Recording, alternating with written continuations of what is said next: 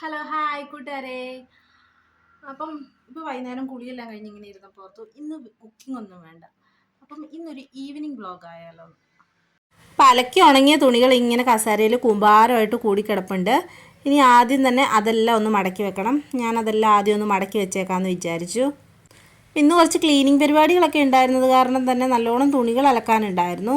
തുണികൾ അലക്കുന്നതിനേക്കാളും എനിക്ക് ഏറ്റവും മടിയുള്ള കാര്യമാണ് അത് മടക്കി എടുത്ത് വയ്ക്കുക എന്നുള്ളത്. അലക്കാൻ എനിക്കിഷ്ടമാണ്, വിരിച്ചിടാനും ഒന്നും കുഴപ്പമില്ല. പക്ഷേ അത് മടക്കി വയ്ക്കുന്നത് ഏറ്റവും പ്രയാസകരമായിട്ടുള്ള കാര്യമാണ് കേട്ടോ എൻ്റെ ഇതിൽ. അപ്പോൾ എൻ്റെ കെട്ടിയൻ അതിലൂടെ വെറുതെ ഒന്ന് പാസ് ചെയ്ത് പോയ സമയത്ത് ഞാൻ ചോദിച്ചു, ഒരു ഗ്ലാസ് ചായ ഇട്ട് തരുമെന്ന്.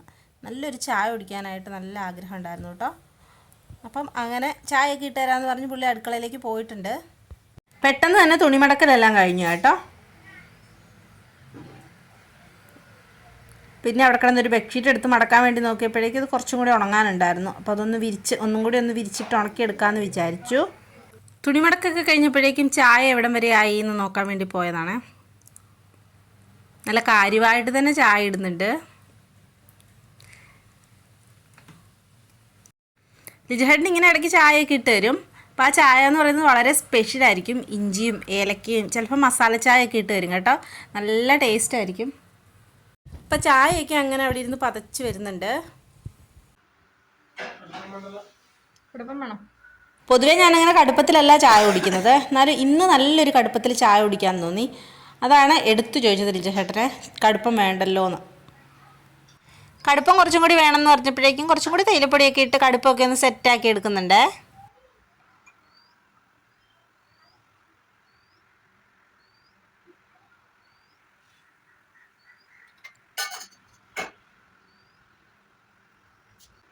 അങ്ങനെ ചായയൊക്കെ കിട്ടിക്കഴിഞ്ഞപ്പോഴേക്കും അതുമായിട്ട് നേരെ ഹാളിലേക്ക് വന്നിരുന്നേ. ചായ എങ്ങനെ ഉണ്ടെന്ന് എന്നോട് ചോദിക്കുന്നതാണ്. അടിപൊളി ചായ ആയിരുന്നു കേട്ടോ, നല്ല മസാല ചായ ആയിരുന്നു, നല്ല ടേസ്റ്റ് ഉണ്ടായിരുന്നു. പിന്നെ ഒരു പത്തിരിയും കൂടി ഉണ്ടായിരുന്നേ, അതും കൂടി കഴിച്ച് ചായ നല്ല ആസ്വദിച്ച് കുടിച്ചു. ചായയോടെയെല്ലാം കഴിഞ്ഞ് അങ്ങനെ ഇരിക്കുന്ന സമയത്താണ് നാത്തൂൻ കയറി വരുന്നത്. അപ്പം മക്കൾ ഇന്ന് രണ്ടുപേരും അവിടെയായിരുന്നു. അപ്പോൾ അവരെയും കൊണ്ട് വന്നതാണ്. കുറച്ച് നേരം അവളുമായിട്ട് കത്തി വെച്ചിരുന്നു.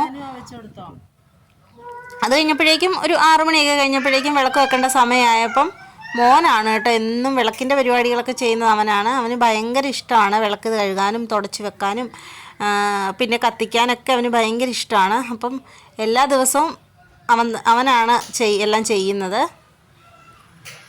അങ്ങനെ ഞാൻ വിളക്ക് കത്തിക്കാൻ വേണ്ടിയിട്ട് വാൽവിളക്ക് കത്തിച്ചിട്ട് അവൻ്റെ കയ്യിലേക്ക് കൊടുത്തു. പിന്നെ അവൻ തന്നെയാണ് എപ്പോഴും വിളക്കെല്ലാം കത്തിക്കുന്നത്.